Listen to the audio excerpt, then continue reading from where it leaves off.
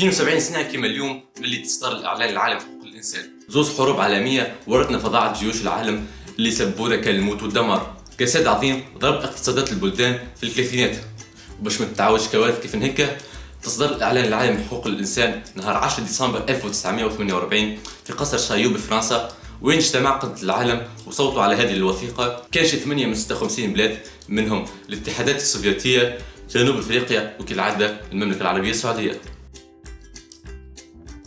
حقوق الانسان هي الحقوق اللي تتمتع بها تو سامبلومون على خاطرك انسان، واللي من المفروض تستحق انهم يعاملوك بها، كيما الحق في العيش والحريه التعبير والغذاء والرعايه الصحيه والتعليم والعمل والاجر العادل والتنقل واللجوء في حاله الاضطهاد. فما برشا انواع من الحقوق، اما العالم اتفق في الاخر على 30 بنك تنطبق على الناس الكل في كل بلاصه، طفل ولا شيباني، فقير ولا غني، مهندس ولا بناي، رابر ولا استاذ، افريقي امريكي اوروبي ولا اسيوي، مسلم مسيحي يهودي ولا ملحد. اما كيفاش تكونت حقوق الانسان؟ في الاول ما كانش عندك حقوق الا اذا سادت في المجموعه المثاليه، اما جاب عتالي واحد يسموه سايرس ديكريت، غزا بابل وعمل حاجه اللي فونكشنال، وقال للعبيد كل احرار والناس الكل عندها الحق تختار دينها، ووثق كلمته في حجر تسمى ذا سايرس سيلندر. انتشرت الفكره في اليونان بالهند حتى لين وصلت لروما، وسموا القواعد اللي تنظمهم القانون الطبيعي. اما قعدت فما اضطهاد من الملوك خاصه اللي ادعى الالوهيه، حتى لين جت الثورات في اوروبا وفي الثوره الفرنسيه ولا الكونسيبت الروماني بتاع القانون الطبيعي حقوق طبيعيه. صادني سي نابليون يحب ينقلب وتوج روحه امبراطور العالم، اما دول اوروبا وقفته وعملوا اتفاقيات تعطي حقوق، اما كان الاوروبيين كهو، وقعد العالم يعيش عذاب الامبرياليه متاعهم.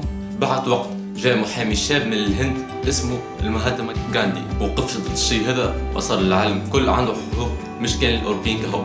زوز حروب عالميه ونضال شعوب للاستقلال خلوا قادة الامم تخلق جمعيه عامه نص 30 ماده تحت اشراف إلينور روزفلت، استمدوها من هيك اعلانات سايرس وقانون روما الطبيعي والحقوق الطبيعيه متاع فرنسا. كل واحد عنده فكره مختلفه على كيفاش لازم تكون حقوق الانسان، اما في الاخر اتفقوا على مجموعه اللي تنطبق على الناس الكل.